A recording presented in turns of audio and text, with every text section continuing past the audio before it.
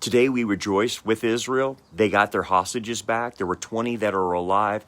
There are 28 that are dead, but eventually they will get the remains of those hostages. So we thank God for that. We are happy for that aspect. But we also must speak truthfully. This 20-point so-called peace plan does not give real and lasting peace. It demands the release of nearly 1,900 Palestinian terrorists that have not reformed themselves, and they're going to be released back into society, and they are going to want to kill Jews. That's the problem with them.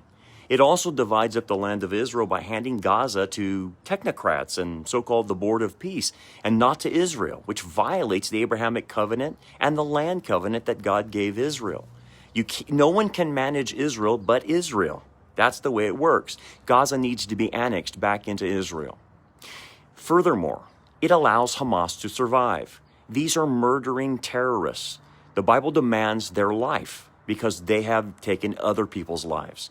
And yet, they're allowed to go free.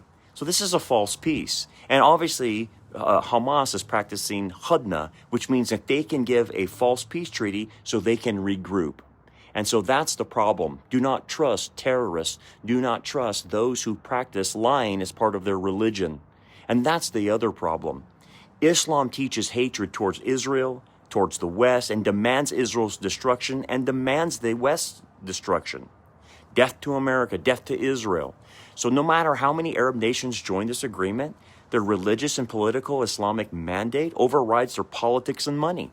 So this is not peace. It's basically kicking the can down the road, deferring the violence until another Islamic group rises up and then attacks Israel again. So the plan delays confrontation, but it doesn't end it. Islam must be confronted and dealt with. So yes, rejoice that the hostages have their freedom, but we refuse to be seduced by a false peace that trades Israel's land, releases Israel's enemies, and ensures the next war is only a matter of time. And we know the Bible predicts more Islamic invasions are coming. Psalm 83 talks about this, and the Gog of Magog war talks about this. So anyway, pray that true peace will dismantle this evil, not enable it.